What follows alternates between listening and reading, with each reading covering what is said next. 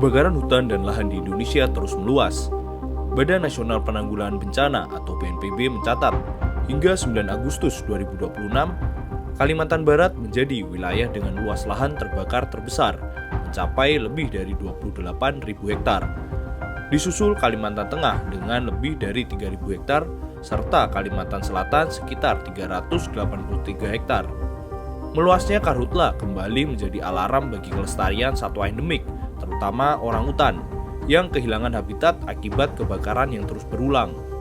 Di Sungai Awan Kiri, Kalimantan Barat, hamparan hutan hijau kini berubah menjadi kawasan yang dipenuhi panas dan asap. Kebakaran hutan juga melalap area yang berjarak sekitar 1 km dari pusat rehabilitasi orangutan milik Yayasan Inisiasi Alam Rehabilitasi Indonesia atau YIARI.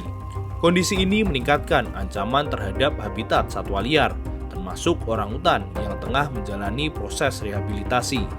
Dampak kebakaran hutan nyatanya juga dirasakan oleh seekor orangutan jantan bernama Wak yang ditemukan di area perkebunan warga di Kuala Tolak, Kabupaten Ketapang, Kalimantan Barat.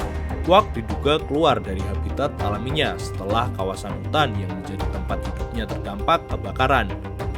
Ia memasuki wilayah permukiman untuk mencari makanan dan tempat yang lebih aman. CEO YIARI, Carmele Liano Sanchez menyebut, karhutla saat ini merupakan ancaman utama bagi populasi orangutan, bahkan lebih berbahaya dibandingkan perburuan atau penebangan hutan. Forest fires is probably one of the main threats to orangutan populations today. More, at least in our area, more than hunting, more than logging, more than habitat loss, is forest fires. So yeah, the situation is very worrying, especially if there is no systematic approach to forest fires, because we are always dealing with trying to put out the fire rather than avoiding that the fire is there in the first place.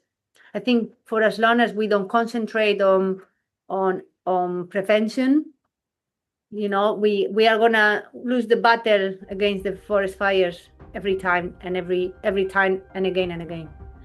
Kemunculan orangutan di area perkebunan menjadi peringatan akan dampak kebakaran hutan terhadap satwa liar. Ketika habitatnya rusak, orangutan terpaksa mendekati wilayah yang dihuni manusia untuk bertahan hidup. Kondisi ini meningkatkan resiko terjadinya konflik antara manusia dan satwa liar yang dapat membahayakan kedua belah pihak. With more fires, even putting those orangutans even more under pressure because they were already in fragmented forests where they were interacting a lot with humans.